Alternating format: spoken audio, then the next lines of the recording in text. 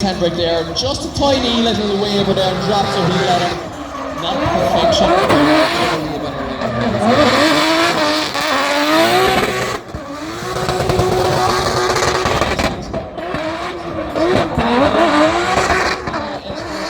Loads of smoke, dialing in that car right out the zone forward. Looks like it's a great one all around. Yeah, loving the added, the flip. He dances on the clutch here to keep the car just about on track.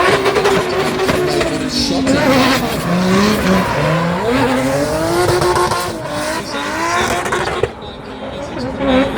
Oh, it hits the wall. Not too sure if you have a camera issues there, Mike, or it's not dialed correctly. I'm not too sure, but unfortunately that will be a 0. Absolutely perfect line around the first corner. Does she have the legs to keep it going?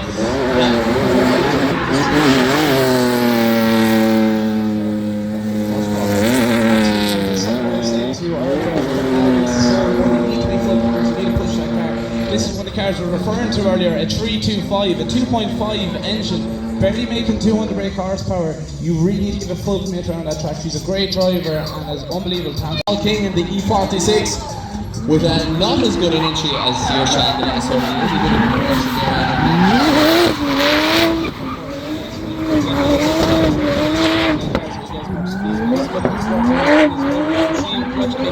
That BMW E46 definitely looking, as you said, I can't see him, he's out of my view, but he gets across the line and does get a score to work for himself.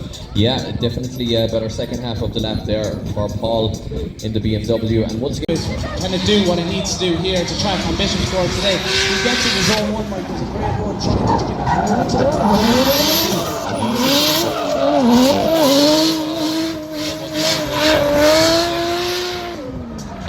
an engine swap and a turbo under the bonnet of the 350. They are a little bit out of legs, a small bit for competition at them. The VQ, they're hanging around the 300 horsepower mark. It's, third gear is a big ask for them in competition unless you take a lot. Zone one there, a bit dodgy, wasn't trying to screw it across the line, but gets it through zone one.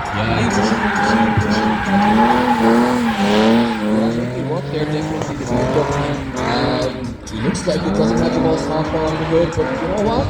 He's making it work here. He's thinking about the lap. He's got plenty of time to think about it because he's not very fast. But I heard the judges there, just a groan going up for the judges. I think they're disappointed because he was on for quite a big score up to that car, which was piloted by Jack Mahoney to almost to a podium here in Pro Action, the naturally aspirated.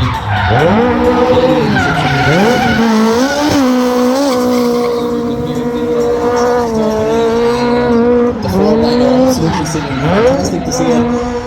Maybe pushing it a little bit too hard and dropping a couple of points as a result. Oh, and gets it locked up there, pushing the little Corolla maybe at him a little bit too hard in the dry conditions, overworked in the car. Not the guy from X Factor,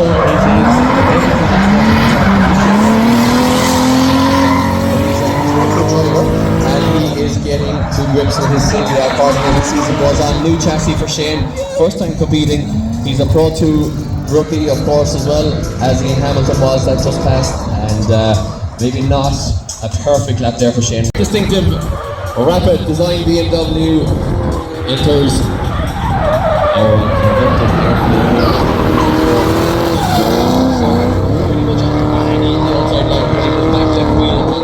perfect outside line there. Now it's the BMW turned around V8 power under the bonnet of this one. Oh, it's on a little bit too much angle too quickly, and as a result it pushes him towards the inside of the track a small bit, but still not a huge mistake.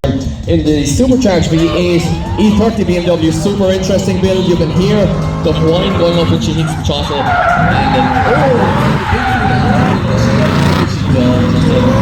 put the big absolutely, my one thing I always expected this one, this is down, is to put on a show. Two great drivers, and are really shining through this year with their two beautiful looking cars, from the E30 all the way to Grant Down's E36. Two very talented drivers, unfortunately. And a red livery there, the Platy electrical sponsored machine with the yellow wheels, just in case you miss it. And you know what? This is a very, very tasty, I think here from David Flaherty, Adam.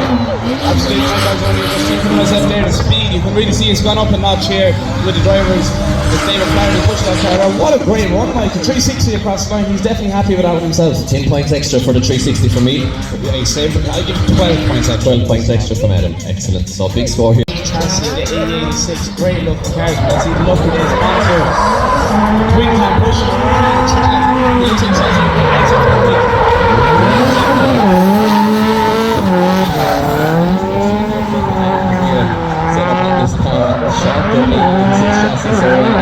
you know, a lot of things can go slightly out of kilter with the suspension, your roll sensors and everything can go a little bit mad when you transfer it onto a different chassis, and Paulie there missing the outside completely in the last. We're going to move on to our next driver, Mike. That's all well and good, Adam, if you've only got 32 drivers, but you know what? If you don't put in the score here, you're not qualifying. With this guy is putting in a big score. It's a rookie driver, it's a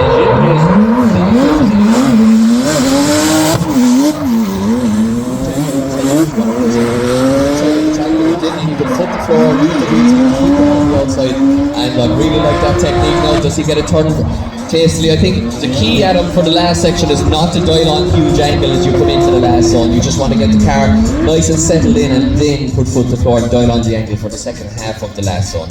Absolutely, especially back in a lap like that, you don't want to. It was into little MX5 with all the power in the world, Adam. Watch the speed of it coming down the straight here as he pushes that car through inside.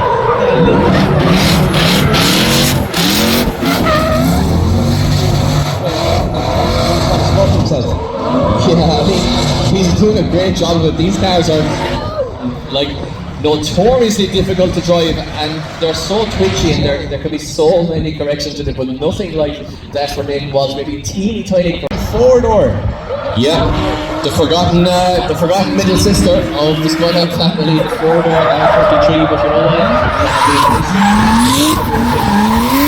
Skyline chassis, maybe not the most expensive shell in the world to buy, and using it very, very well here is the rookie driver Barry Forrest, looking a lot better than he did in the last round. And you know what? That's not perfect. It's not a Nathan Walsh lap, but I think it's going to be a score which we might see him in there later on, possibly.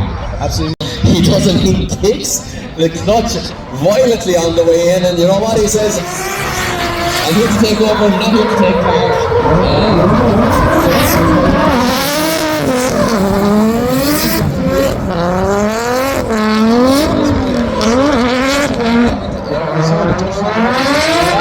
There just for transitions. You're going to get all the way around 4-4. He does, Mike. He is not babying that car at all. He's pushing it to its limit so much so he's in 360. That's line. Yeah, not babying that car. He is in it. Onto another rookie driver. It's Ollie Cassidy flicking in. The very, very beautifully lighted R42 Skyline. I can take my gun there.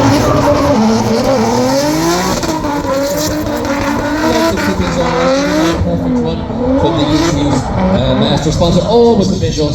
Over-rotates it. Over-rotates the transition from 4. Yeah, did all the hard stuff there, and got through zone, the big long outer zone too safely, maybe not perfect, got through there safely. One of those modern garage turbos, which is pretty much like witchcraft, they do things so well. I say like this is watching show practice, they go for great ones, we expect that.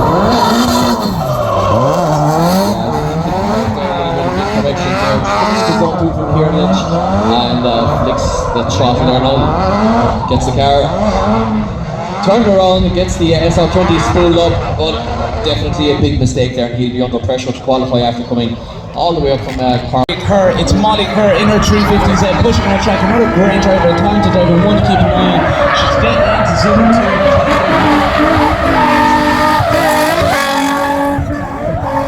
She just put a really long too, but a very, very committed one here from Molly Kerr. And every time we see her, she impresses us so much in the 350Z. Definitely not the most powerful car on the grid. It sounds like Chewbacca's having a fit, but you know what? She made it work, and she just dropped the. It's definitely a possibility with Molly with her skill. Either way, we're moving on to our next driver. It's the one and only Power Eddie Power. Best he can. Zone 2 unfortunately doesn't work out for Mike. Overall takes. A driver that's been doing unbelievable trail practice. I was watching him all morning and I was streaming from here as I was spectating myself. And and watching him go around. He doesn't look too happy inside that car at the moment, but I'm sure he'll have something to comment on it. Well, you just truly dig it in there as he should. But now a man looking to get to that top four. It is Francis Hines, the Galway man, with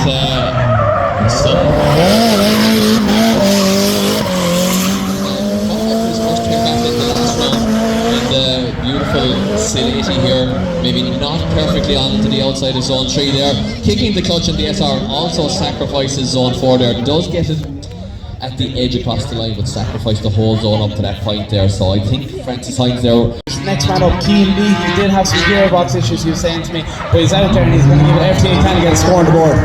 Yeah, looking good there on the first corner for Keane, but a big shake in between.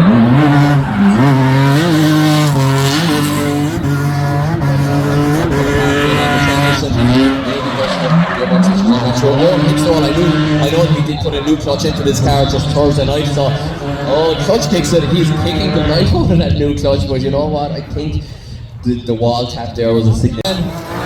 From just above Belfast, the up-and-coming driver.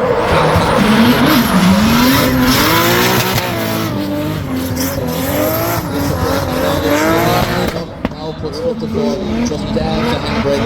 Very nice line here from Clontarf. Safe run at him, not full attack or anything, but you know what? It's technically huge angle and he's on the right line, so technically very, very good there. Maybe could have been a bit faster using the left foot brake to stay the car, but it's an intelligent one. Fix it in all the style points there for the wing and all the style points for the initiation there. For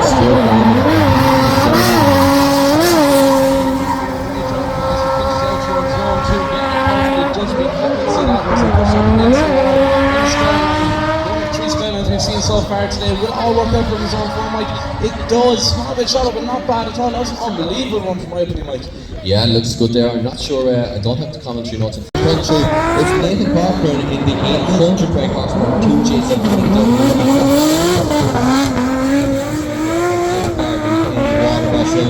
And I was just going to say, and he's looking good, but totally misses zone 3 there, Adam. Absolutely, Mike. We said that the car made his way straight through first place, when Craig saying at the last round. So we know what that car can do, especially in the Pro 2 Championship. Here in person, trying the hand rate again to zone 1 on the edge of my bit shallow, but he does get the car through the zone.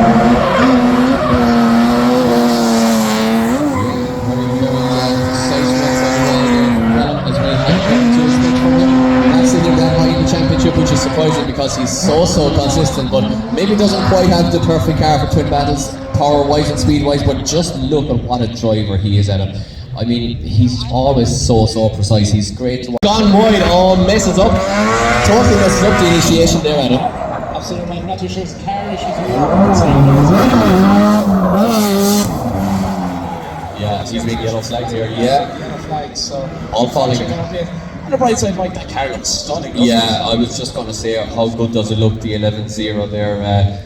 These guys have a whole team together and each of the cars looks better than the last. Pushing the car around the track. Yeah, absolutely. The Desmalley sponsored this chassis.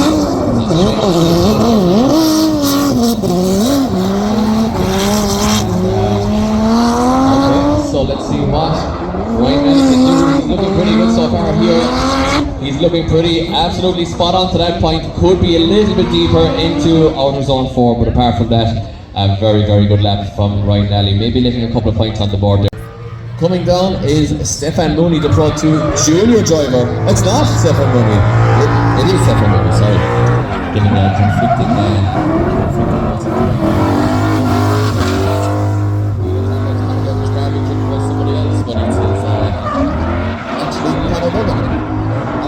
I'm not too sure if you said it there or not, but this man was telling me throughout the week that all year he's only been running on 6 cylinders. So technically it wasn't a V8, it was a V6, but he got that fixed and he's been just 15 years of age, I believe, the junior driver. 16 years of age now.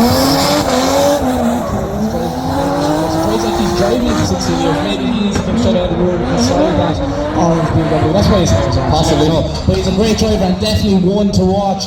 Very talented, great character around the pits, and a great run by on track with perfect outside line. A couple of mistakes earlier in the run, but he's back on perfect outside line. Gets the transition done nice and early. Now gets the car.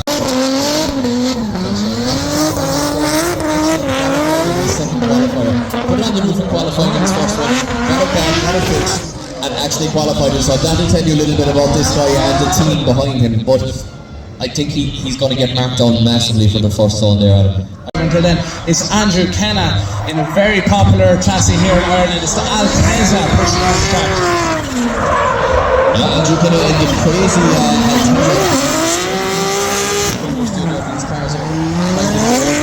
difficult on the front end to get them to grip and really right for you on the front.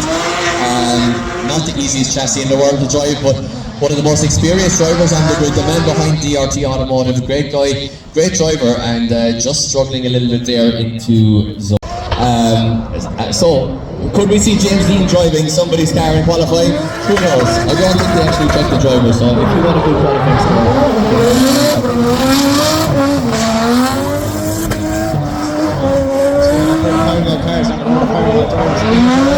great young driver himself. He doesn't need to hire anyone out, as he's done a great run so far. Pushed on there on his own four, creating loads of smoke across track, Mike, and another 360. It's like a day full of 360s here. Yeah, Marcus Hyman. We're going to see how Dean Davey does it, doing the Davey do. Huge angle and handbrake drive into zone one. He makes a good road course for judging power.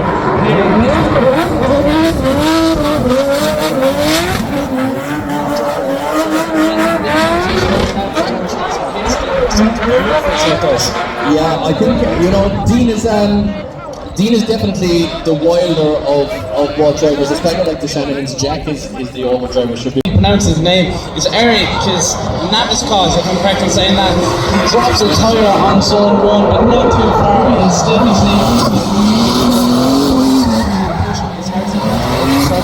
Yeah, Eric Kenny won the Pro 2 Championship for a few years now. One of the regulars, always has a fantastically turned out E46 BMW. He was well up there last year. He's 10th in the championship now here at round 4, and he's going to want a big finish here as he 360. Going to move on to one of the drivers I've had an eye on throughout the season so far. It's the one and only Declan Byrne pushing that S4D.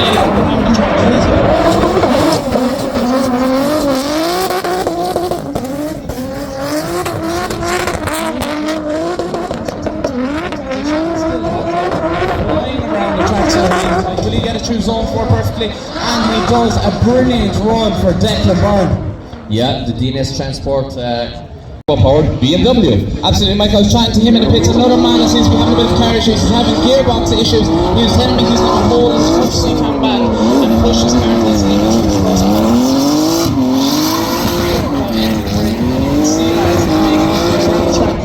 Zone 3. He's planning on fixing all after his, but unfortunately, Mike, it didn't work out for him. You can see him drop his head, hands onto his face. It didn't work out for him. Obviously, gearbox issues from what he was telling me earlier. We really hoped it would work out for his first qualifying run, but unfortunately not. Hopefully, he might get a fix for the second cars side by side. There will be little differences in both. Never mind sitting into a completely different car. But a great entry there from Jake McElveen. Gets the CDM Sport E46.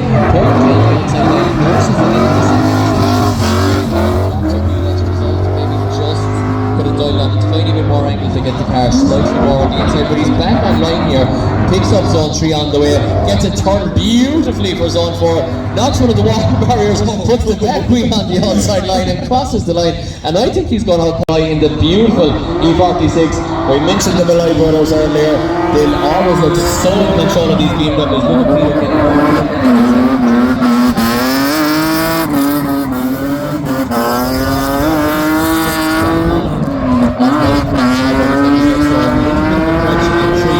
Was heading for the wall, got it back out of it, and puts foot to floor in the TS Food sponsored E46, and a nice lap there. Perfect that correction. And with that one, as we can't dwell on it, it's Luke Talbot, Luke Talley, the man behind Exeter Airport concierge.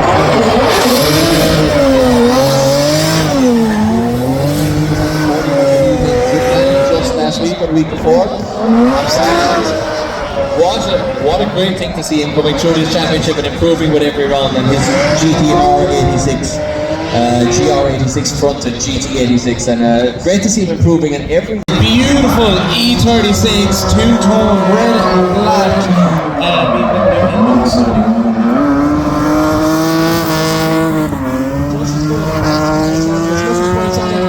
Pushing to the edge of each zone, trying to get close to the wall for zone 3 and for zone 4.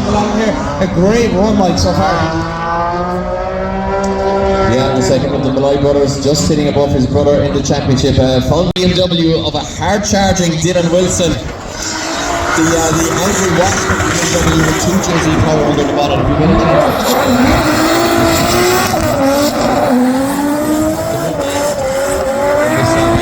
So Japanese. Oh, and he hits the spot and rearranges the back into that BMW a little bit, Adam.